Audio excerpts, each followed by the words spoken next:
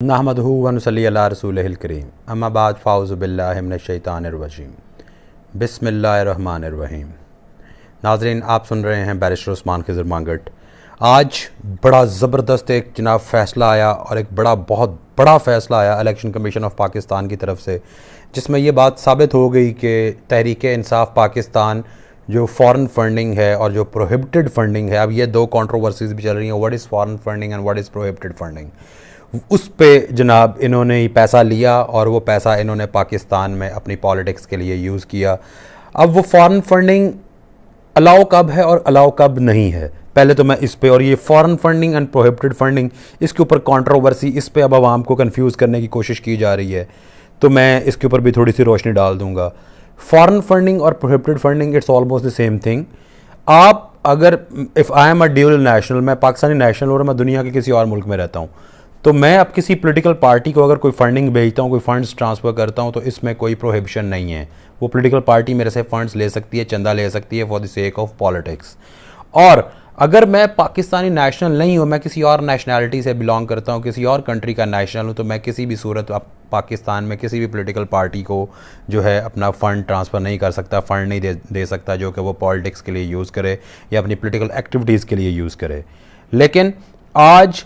ایک نہیں، دو نہیں، چار نہیں، 10 نہیں، یہاں پہ نمبرز آف سینکڑوں کی تعداد میں ایک ایسی ٹرانزیکشنز کی جو ہسٹری ہے وہ سامنے آ گئی، جس میں اسرائیل، امریکہ، انڈیا اور بہت سارے UAE، ان ممالک سے جناب فنڈز آ رہے تھے، اور وہ PTI نے وہ فنڈز ریسیو کیے، اور وہ جو فنڈز تھے وہ پاکستانی ڈیول نیشنلز نہیں بھیج رہے تھے، وہ انفیکٹ انہی کنٹریز کے ریزیڈنٹس بھیج رہے تھے۔ لائک اب انڈیا سے آیا تو انڈین سٹیزنس نے بھیجا، اسرائیل سے آیا تو اسرائیلی سٹیزنس نے بھیجا، امریکہ سے آیا تو US سٹیزنس نے بھیجا، UAE سے آیا تو وہاں کے سٹیزنس نے بھیجا، جو کہ ان فیکٹ کسی صورت میں پاکستان تحریک انصاف قبول نہیں کر سکتی تھی۔ اب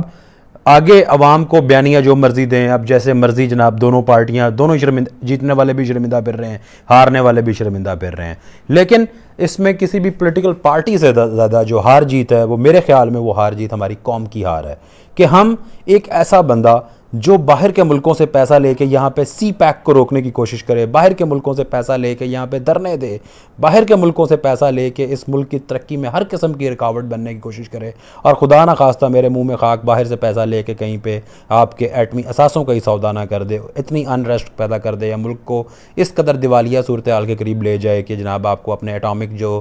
آپ کے ویپنز ہیں ان کے اوپر کمپرومائز کرنا پڑ جائے۔ تو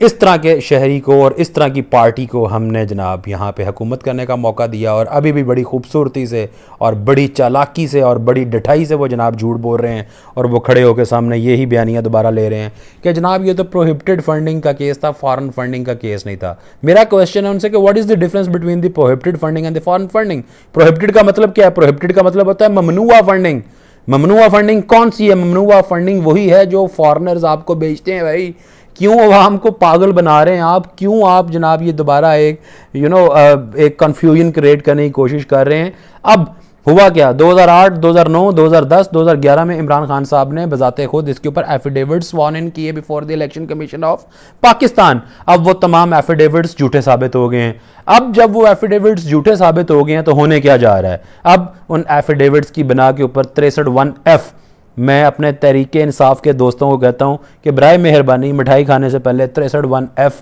کانسٹیٹیوشن آف پاکستان کو لازمی پڑھ لیجئے گا۔ 63(1)(f کے تحت جناب عمران خان صاحب کی نااہلی ہو سکتی ہے۔ یہ وہی 63(1)(f ہے جس کے تحت میاں محمد نواز شریف صاحب کی نااہلی ہوئی تھی۔ اب بات کیا چل رہی ہے؟ ابھی تک یہ تمام ادارے ہماری قوم کے احساسات کے ساتھ کھیل رہے ہیں، اور پپٹس بنے ہوئے انہی جماعتوں کے۔ ہوا کیا کہ پچھلے چند دنوں سے پاکستان مسلم لیگ کہہ رہی تھی کہ ہمیں لیول پلینگ فیلڈ چاہیے، لیول پلینگ فیلڈ چاہیے، تو آج ایک ایسا فیصلہ دے دیا کہ جو فیصلہ اٹھا کے دونوں پارٹیاں اپنا جھوٹا بیانیہ اٹھا کے دوبارہ پھر رہی ہیں، اور لیول پلینگ فیلڈ دی جا رہی ہے۔ اب اگلے دنوں میں ہونے کیا جا رہا ہے؟ شوکاز نوٹس سرو کر دیے گئے پاکستان تحریک انصاف کو۔ اگر اس شوکاز نوٹس کو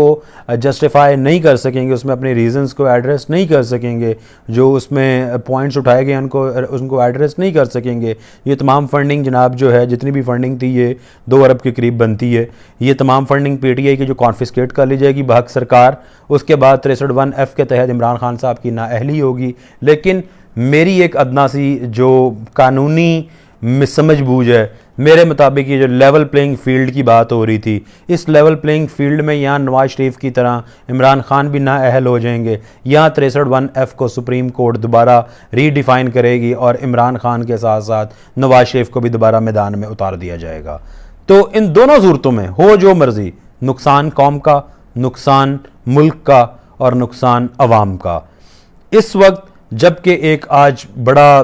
بہت برا حادثہ ہوا، اللہ تعالیٰ جنت نصیب کرے، اللہ تعالیٰ ہمارے جوان ایک ہیلی کاپٹر میں ریسکیو آپریشن میں حصہ لے رہے تھے اور وہ ہیلی کاپٹر جو وہ کریش ہو گیا اور ہمارے فوجی جوان اس میں جام شہادت نوش کر گئے، جبکہ پوری قوم کو اور ان تمام سیاسی جماعتوں کو ان کی مغفرت کے لیے ان کی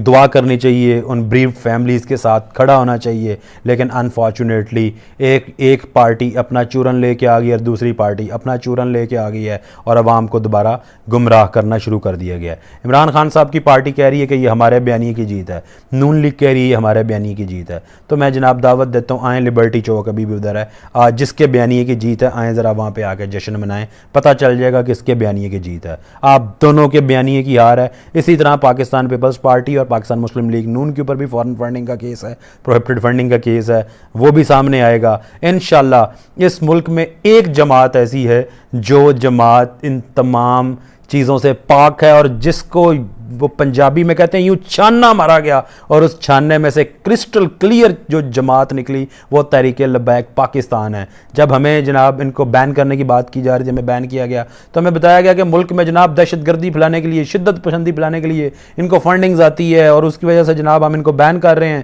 ہم اس فنڈنگ کو اسکروٹنائز کریں گے۔ تو سب کچھ کر کے دیکھ لیا، منہ کی کہانی پڑی، ایک پیسے کی ہیرا پھیری ثابت نہیں کر سکے اور تحریک لبیک پاکستان سرخرو ہوئی۔ تو ناظرین،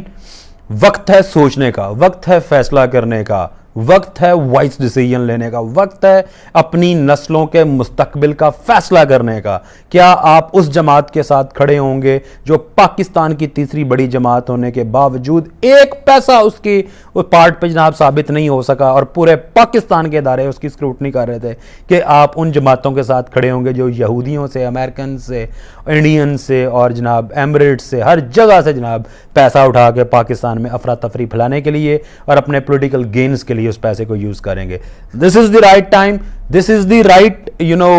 ٹائم ٹو ٹیک دی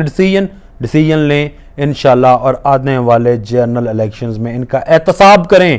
آپ اس ملک میں خوشحالی تب آئے گی جب عوام احتساب کرے گی۔ اگر آپ احتساب نہیں کریں گے اور آپ انہی جھوٹے بیانیوں کے جو یہ چورن بیچتے ہیں آپ وہ چورن کھاتے رہیں گے، تو پھر اس قوم کا اور اس ملک کا اللہ ہی حافظ، خدا حافظ۔